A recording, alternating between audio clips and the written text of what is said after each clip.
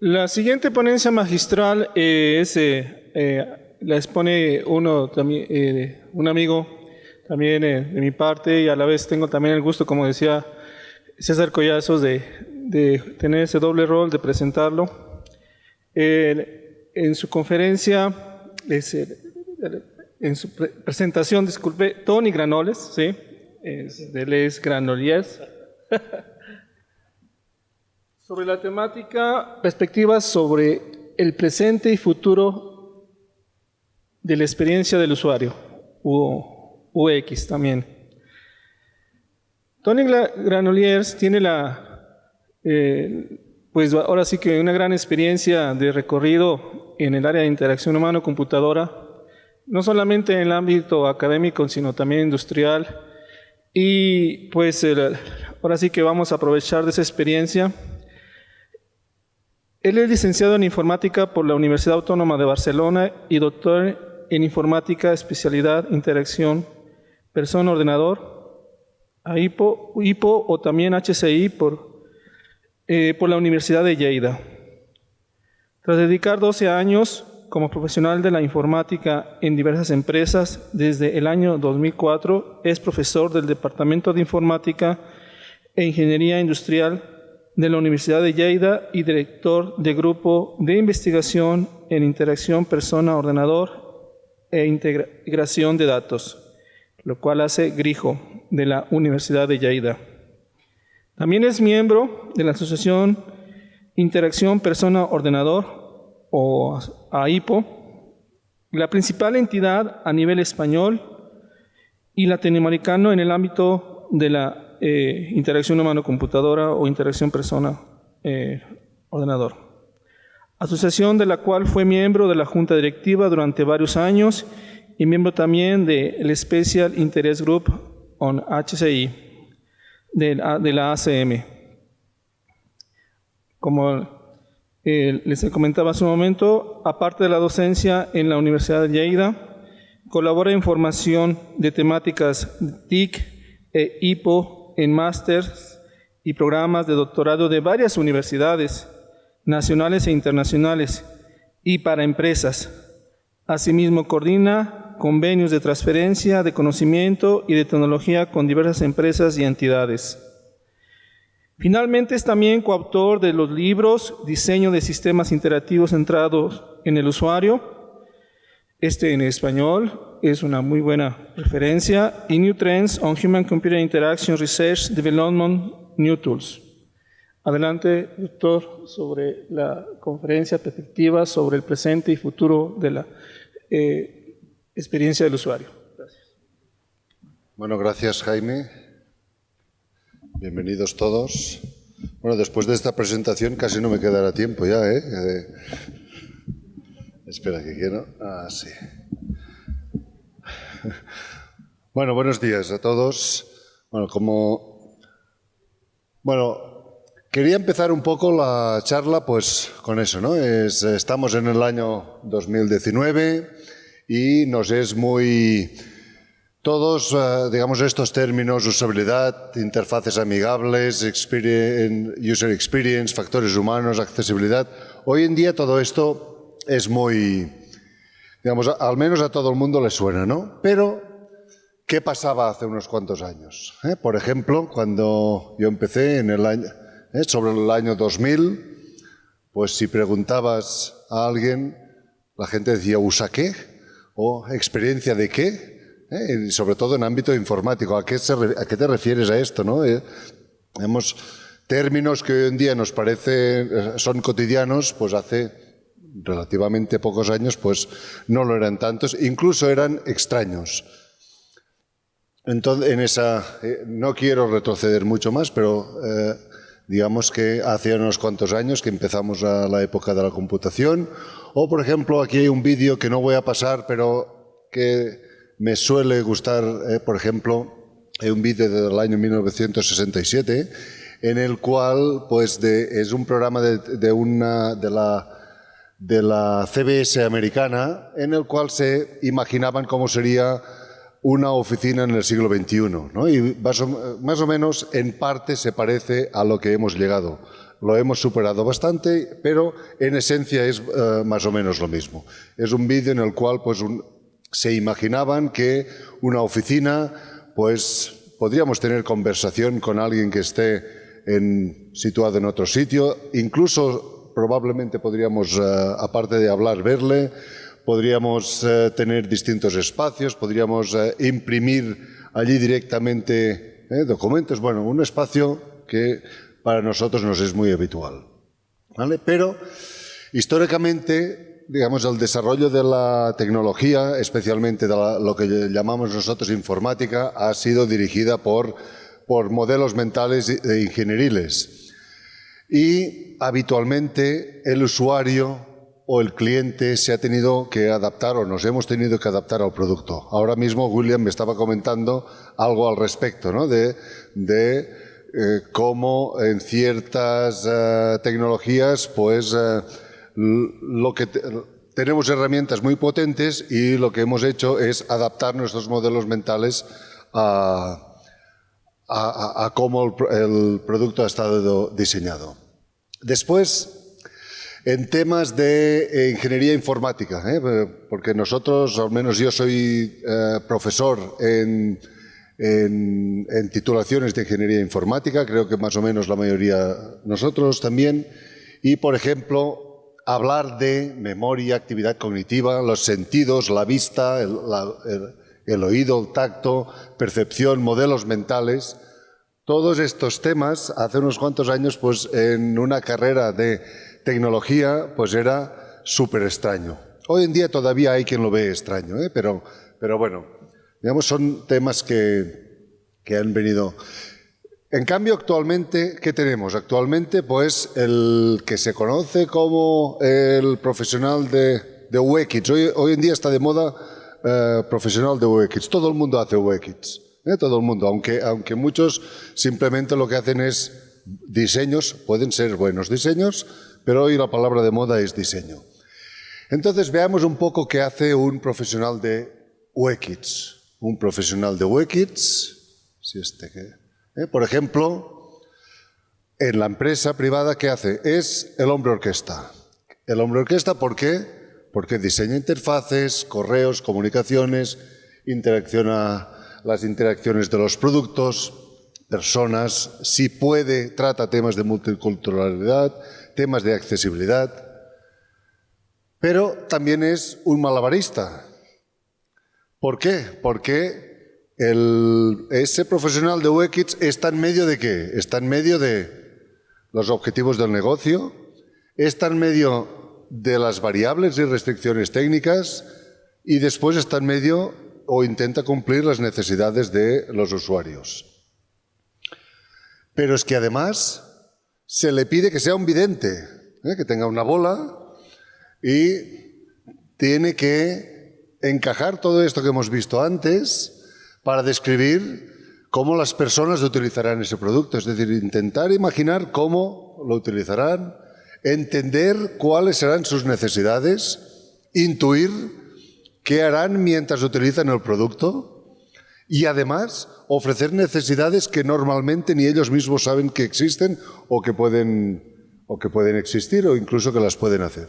O sea que tenemos aquí, pues eso es una profesión, yo diría que reciente, que mucha gente se dedica a ello, hay buenos profesionales de UX, pero a los cuales les estamos pidiendo quizás demasiadas cosas, porque se encuentra en medio de toda esta situación.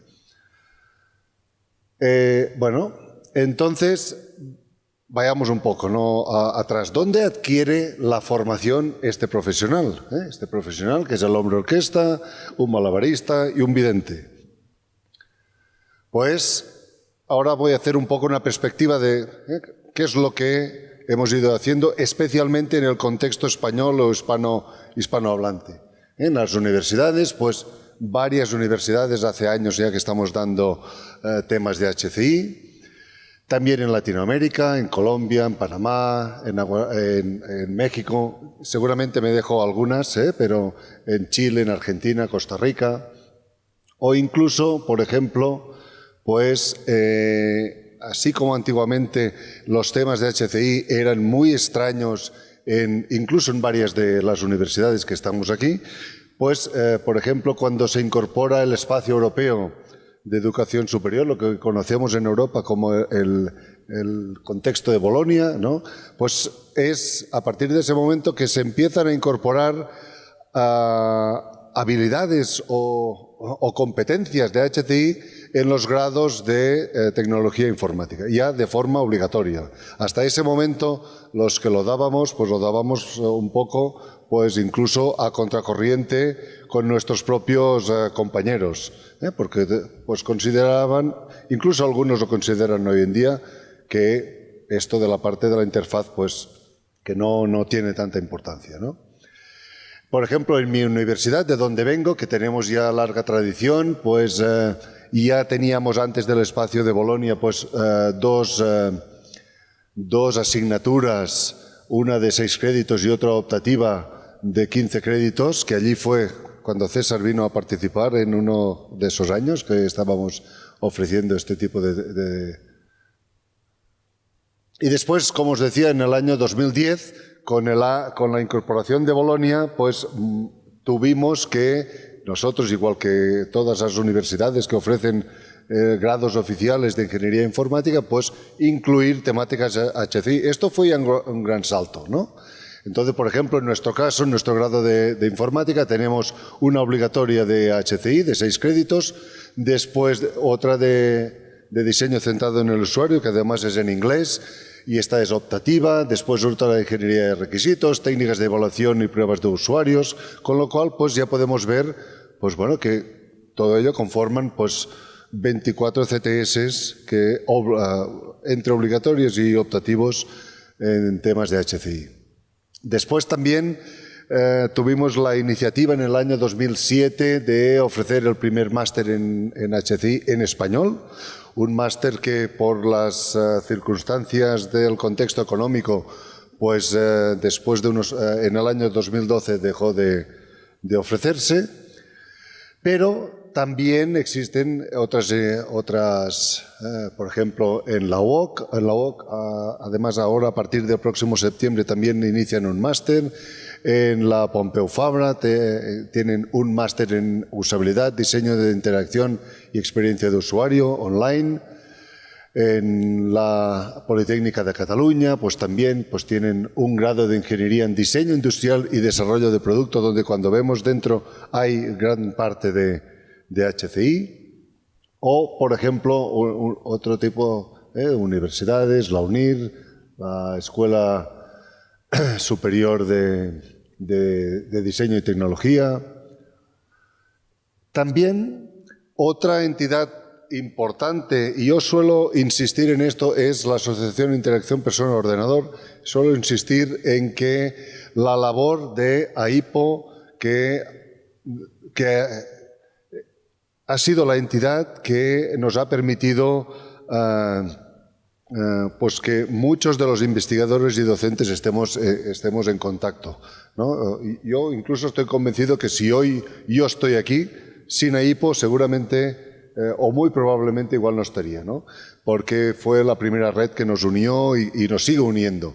El objetivo principal de esa red, que este año se cumplirá 20 años de pues que un grupo de pioneros en España pensaron que todo este tema del HCI era algo importante, pues empezaron y crearon la asociación. Y como vemos aquí, el objetivo principal es la promoción de la interacción persona-ordenador, tal como lo llamamos en España, o HCI o IHC, en el contexto hispanohablante. Bueno, tiene el espíritu de AIPO es que haya el sector universitario y el sector empresarial. Sí que tenemos que decir que el sector empresarial tenemos menos éxito que en el académico, digamos. ¿Vale? AIPO. Después también, pues el primer libro de HCI en español, que yo sepa, es este que hemos visto aquí a la izquierda.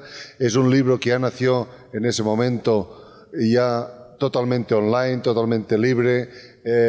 hemos comentado muchas veces que es verdad, este libro tiene 20 años y los contenidos pues hoy en día son obsoletos, pero nace de este impulso el primer referente en cuanto a bibliografía en español en temas de HCI.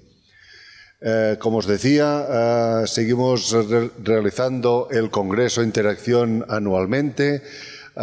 El Congreso se ha realizado en 3 ocasiones también de forma más o menos intensa conjuntamente con Latinoamérica.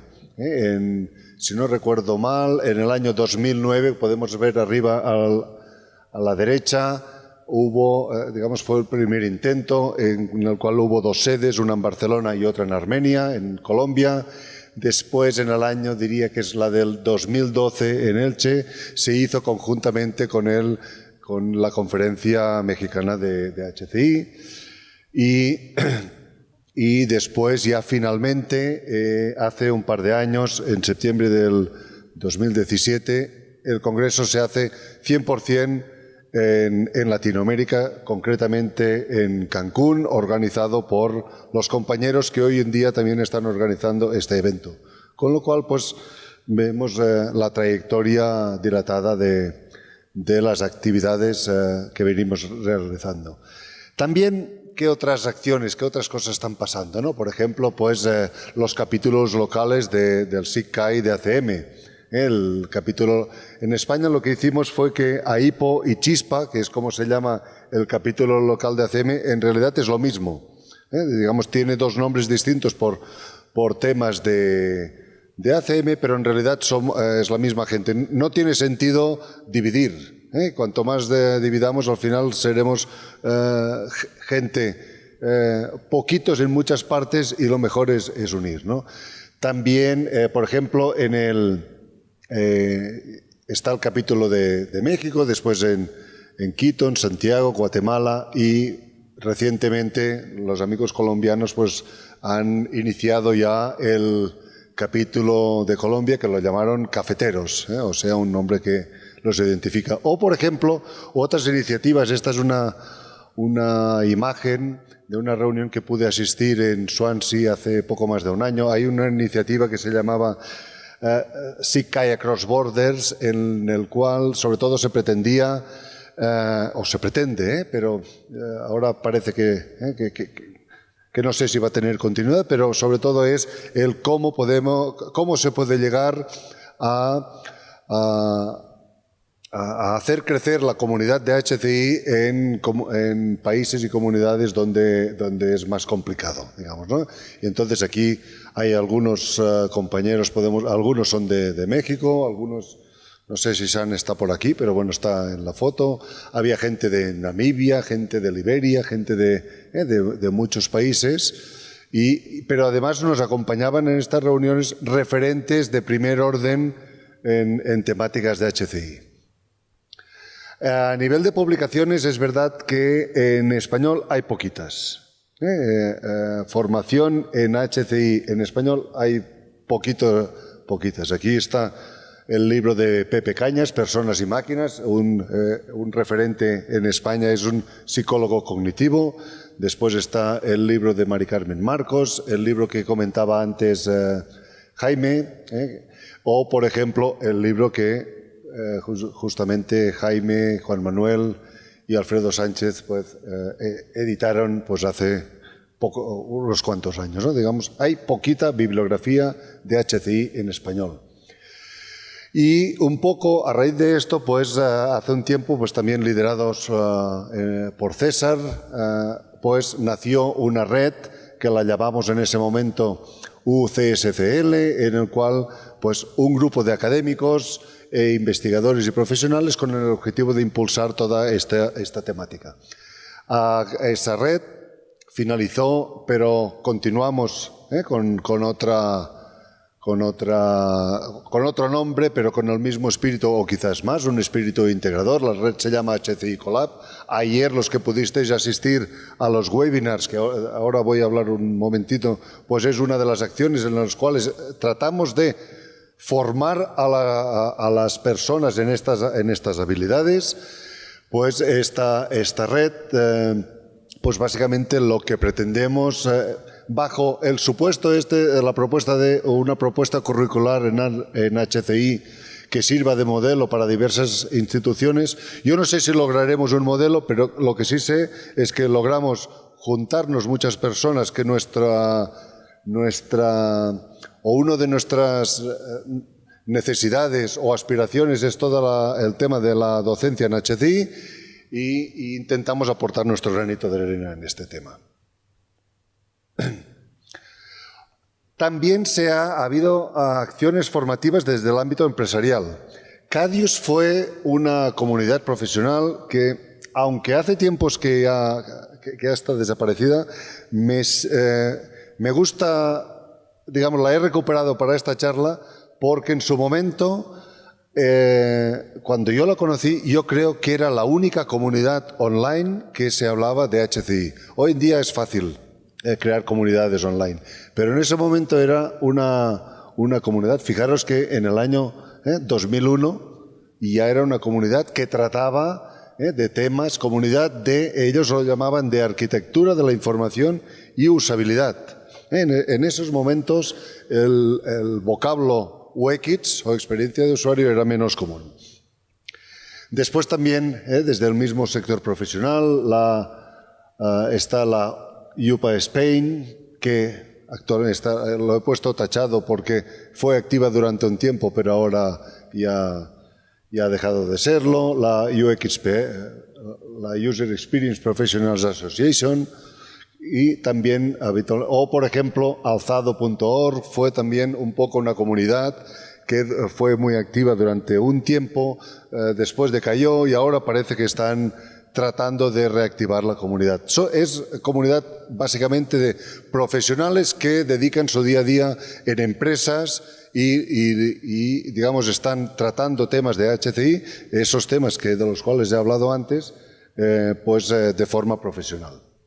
El sector empresarial, que es variado y cada vez es más creciente, al menos en España, en empresas que el 100% de su negocio sea de HCI, cada vez es más creciente y pues lo cual pues yo creo que es interesante, y todas ellas normalmente o muchas de ellas también ofrecen algún tipo de formación.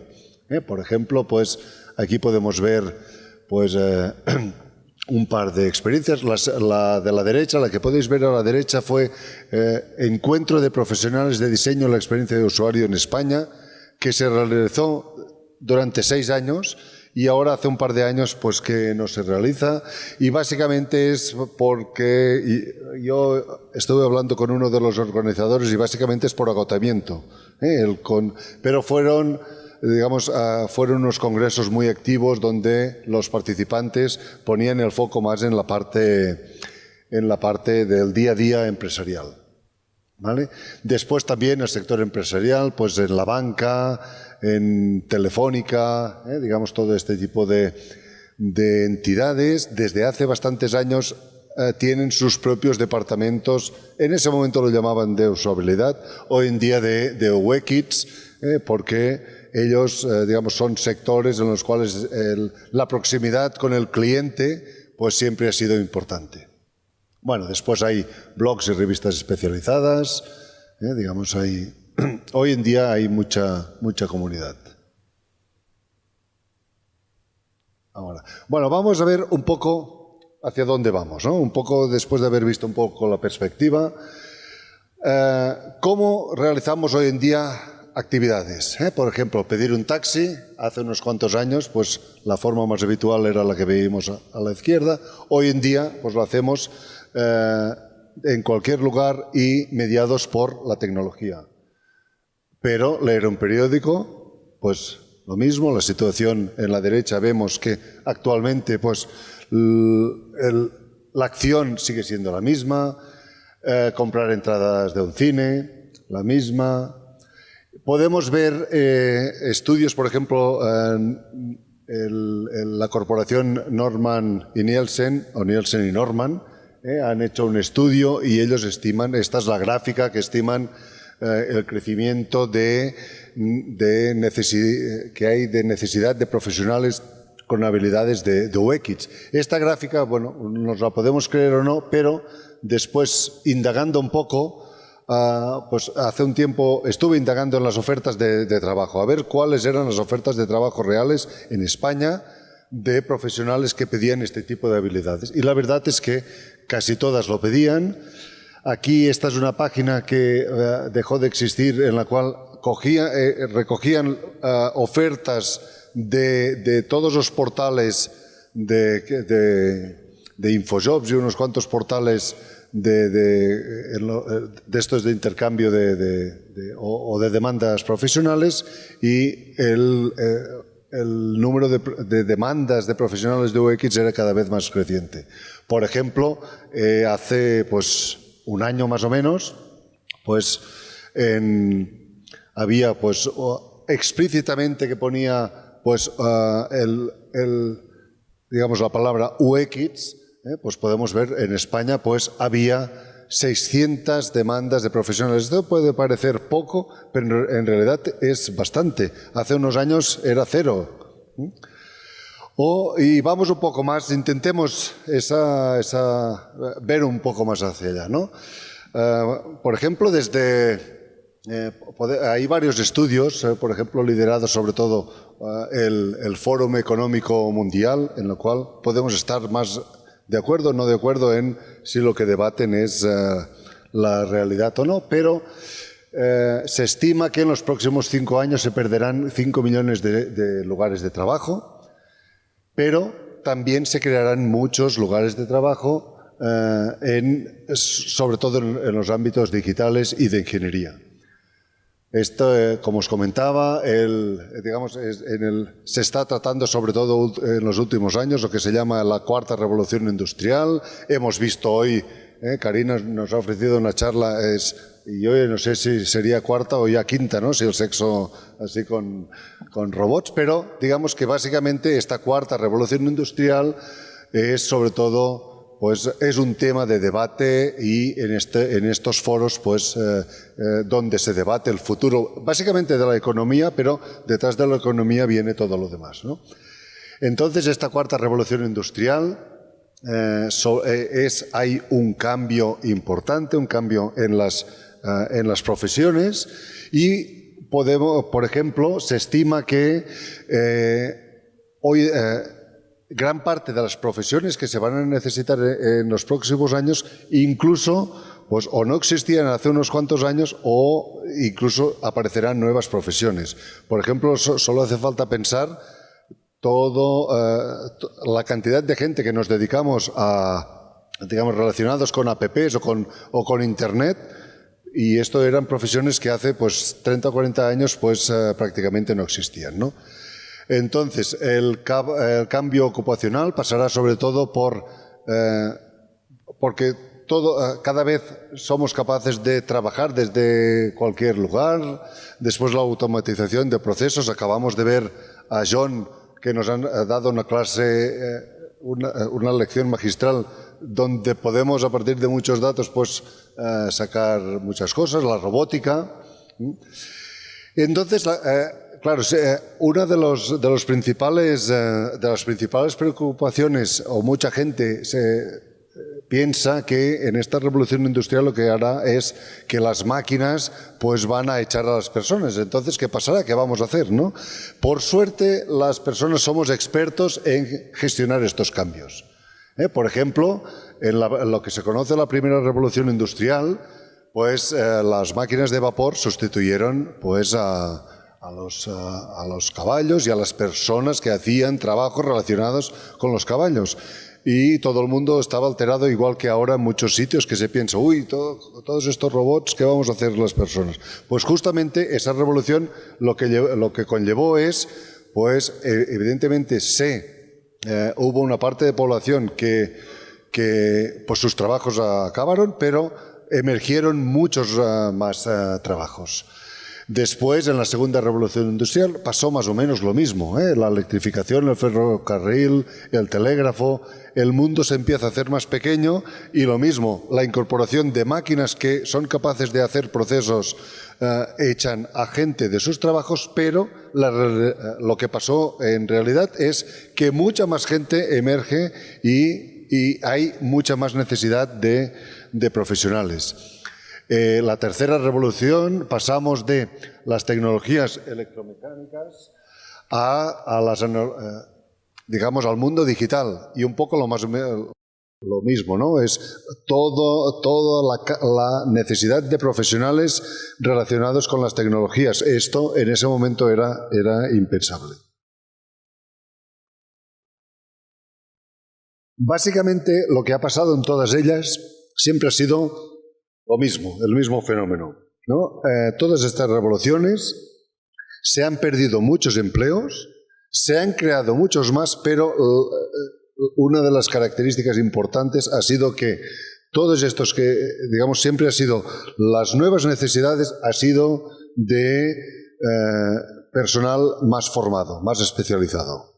Digamos, cada cambio siempre, además es un patrón que se repite, y en el contexto actual es el mismo. Todos estos robots y toda la inteligencia artificial, todo esto que hoy en día está en el Internet de las cosas, y todo este mundo que ya estamos en él, pero que todavía está creciendo mucho más, lo único que es verdad, habrá gente que perderá sus sitios de trabajo, esto no lo podemos negar, pero demandará de muchos más. Pero ¿cuáles serán los perfiles? Perfiles mucho más pues más especializados y con altas capacidades. Por eso, pues un poco nosotros desde las universidades tratamos de aportar nuestro aporte en este, ¿no? Entonces, claro, por ejemplo, disciplinas como Big Data, inteligencia artificial, redes de móviles, esto hace 10, 15 años ni se hablaba de estos temas, ¿no? En 10 años, por ejemplo, un ordenador con la potencia de cálculo del cerebro humano podrá basarse en la experiencia acumulada por toda la humanidad para tomar decisiones, ¿no? Esto es algo pues que está pasando y cada vez pasará mucho más, ¿no? El cambio y esta revolución, lo va a cambiar todo. En realidad ya lo está cambiando todo. Ya lo está cambiando y todo lo vemos. Lo que pasa que el día a día nos hace pensar pues que, bueno, el día a día pues todos vamos con ordenadores. Cuando hablo de ordenadores me refiero pues a los dispositivos, a relojes, al celular, a todo este tipo. Entonces, lo que se estima es que más de un tercio de las habilidades que se requerirán en el año 2020, o sea, pronto, todavía no son cruciales hoy en día. Que son importantes, pero todavía no son muy importantes, ¿no? El mundo se ha digitalizado y, por ejemplo, podemos ver aquí en esa imagen abajo a la derecha, pues de las 10 habilidades que se estima que serán necesarias pues en los años en los que estamos, ¿no? Por ejemplo, pues en tema de resolución de problemas complejos, critical thinking, creatividad, algo importantísimo, la gestión de personas, porque no debemos caer en la tentación de que, claro, un mundo más tecnificado y cada vez más robotizado, podemos caer en la tentación de perder el componente humano. El componente humano es... si perdemos el componente humano, ya podemos tener toda la tecnología que queramos, que yo creo que habremos fracasado en el invento, ¿no? En temas de inteligencia emocional, en temas bueno, todos temas, sobre todo temas relacionados con habilidades digitales. Lo que decía antes, hay nuevas y desconocidas profesiones y van a aparecer nuevas profesiones. Por ejemplo, mi charla va sobre todo de tema de UX, lo que hace unos años he empezado diciendo el usaqué, ¿no? La palabra usabilidad. Hace 20 años hablar de usabilidad era hablar de ciencia ficción. Hoy en día, pues todo el mundo al menos cree que sabe lo que es, ¿no? O al menos a nadie le suena extraño. Entonces, lo que sí pensamos que será necesario es sobre todo las habilidades de trabajo en equipo, por eso las trabajamos intensamente los que nos dedicamos a la formación. Después, en desarrollar las competencias multi. ¿Qué significa multi? Y además, simultáneamente, multidisciplinares, multiculturales, multisectoriales. Difícilmente habrá lo que se conocía como las profesiones cerradas. Antiguamente el que era un carpintero era carpintero toda la vida y toda la vida más o menos hacía lo mismo y con sus habilidades básicamente hacía lo mismo. Hoy en día ni un carpintero puede hacer su trabajo solo. Necesita pues de muchas más, digamos, necesita de otros perfiles, ¿vale? Además, todo está cambiando mucho más. Todo esto es una revolución y además va muy rápida y las nuevas profesiones estarán desvinculadas del momento. ¿A qué me refiero? Pues que hoy en día podemos estar haciendo una cosa y dentro de 5 años, pues esto que hemos aprendido igual ya no nos sirve, ¿vale? Y nosotros nos lo cuestionamos desde las universidades. A veces estamos enseñando, antiguamente enseñábamos profesiones, ahora y tratamos de enseñar habilidades y conocimiento porque es probable que cuando nuestros egresados salgan a trabajar, al cabo de unos cuantos años, aquello que aprendieron, iba a decir que no les sirva, tampoco es que no les sirva, pero seguramente tendrán que ir reinventándose constantemente. Entonces, por ejemplo, y ya casi estoy acabando, por ejemplo, nosotros, digamos, ¿cómo hemos visto nosotros en nuestra universidad este cambio? Y creo que puede ser algo que ya está pasando.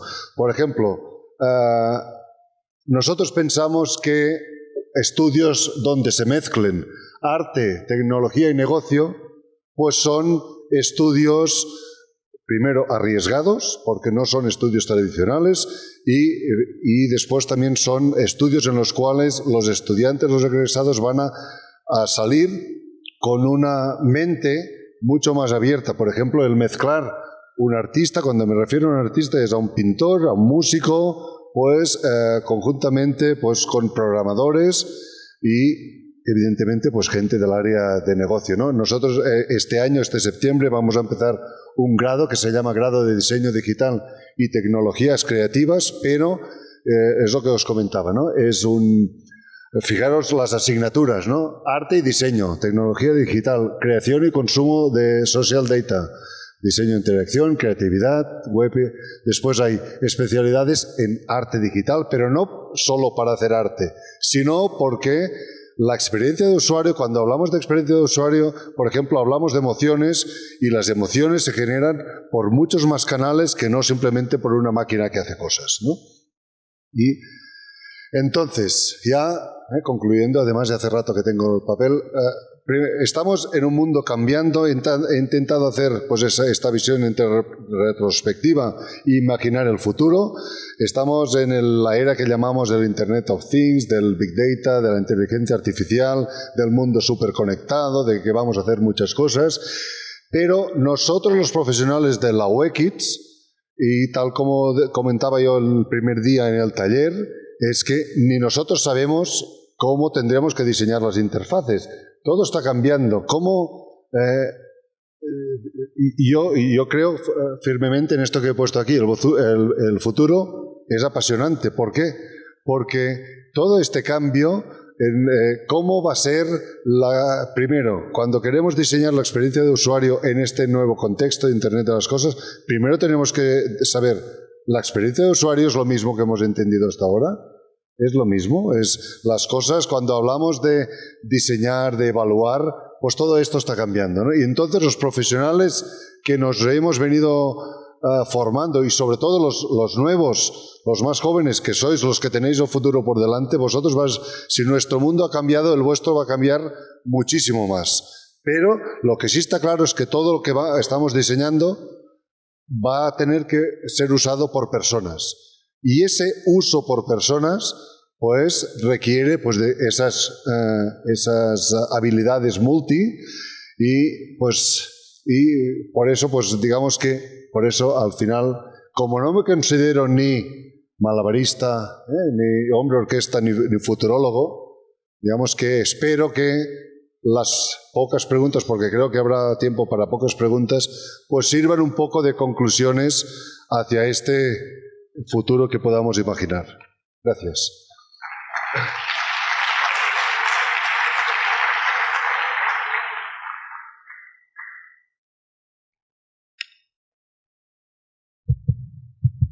Gracias, Tony, por tu excelente presentación.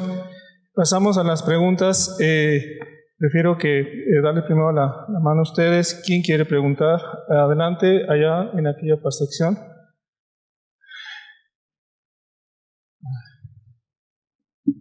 Bueno, me presento de nuevo, John Alexis Guerra Gómez de Northeastern University. Gracias, Tony. Excelente charla.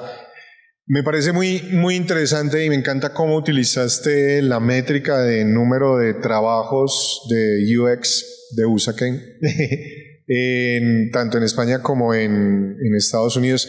Y me pregunto si de pronto dentro de esa búsqueda encontraste un poco acerca de, dentro del área de UX, dentro del área de usabilidad, qué características que estaban pidiendo más demandando más, como decías tú, dentro de esos trabajos. O sea, que dentro del área completa de usabilidad y experiencia de usuario, que era como lo más apetecido. La verdad es que casi esperaba tu pregunta, después de tu charla, casi la esperaba, porque mientras la hacías pensaba, digo, porque yo sé que una cosa es buscar la palabra UX y después la otra cosa es lo que hay de verdad detrás, ¿no?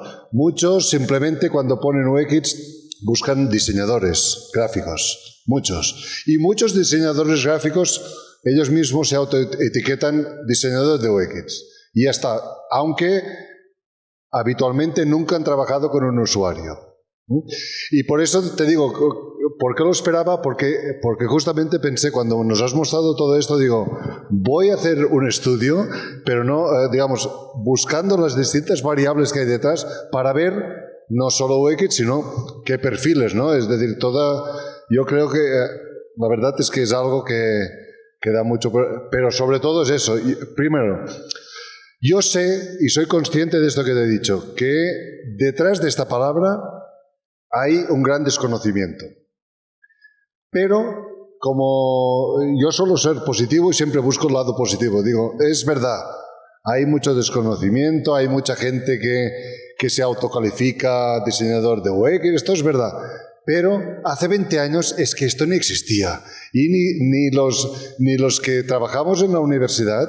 Y yo, por ejemplo, cuando estudié informática, en 5 años no tuve ni una hora, ya no una asignatura, ni una hora de diseño de interfaces.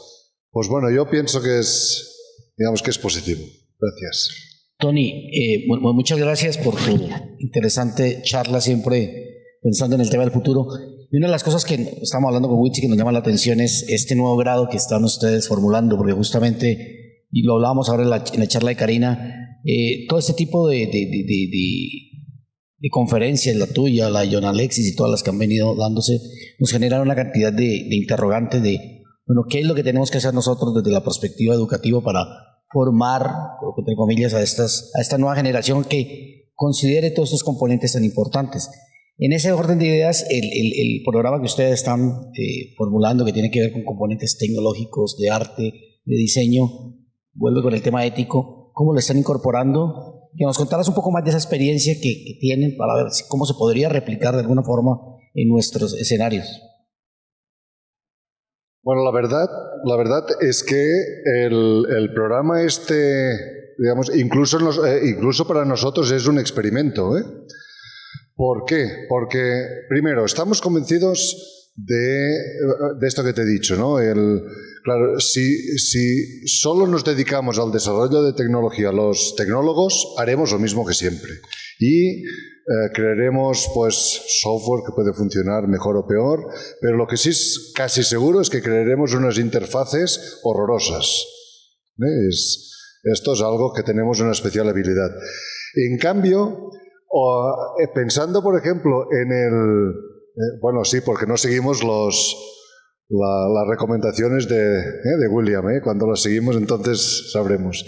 Pero no, digamos, Actualmente, lo que comentaba en el taller, estamos cada vez más acercándonos a un contexto en el cual ya no los usuarios no somos el usuario sentado enfrente de un ordenador, sino que vivimos dentro de un ordenador global. Y esto lo cambia todo. Y esto, cuando hablamos de experiencia de usuario, es que esto cambia, ¿no? La experiencia, y cada vez iremos a más, ¿no? Cada vez el mundo interconectado justamente es eso, en el cual las experiencias se suceden en sitios distintos y además experiencias que convivimos personas distintas en el mismo espacio y podemos tener experiencias completamente distintas. Y por eso nosotros pensamos, y además, bueno, desde HCI siempre hemos creído en la parte de las disciplinas, ¿no?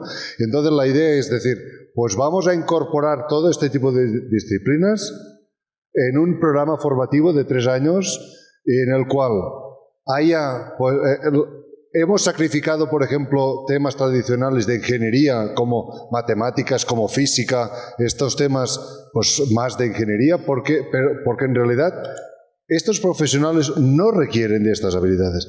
Los ingenieros de informática es otra cosa. En cambio, incorporar pues toda esta gente que sé que, pues bueno, un artista que hace música digital, que es capaz de recrear espacios sonoros de alta calidad, otro que hace lo mismo con experiencias visuales.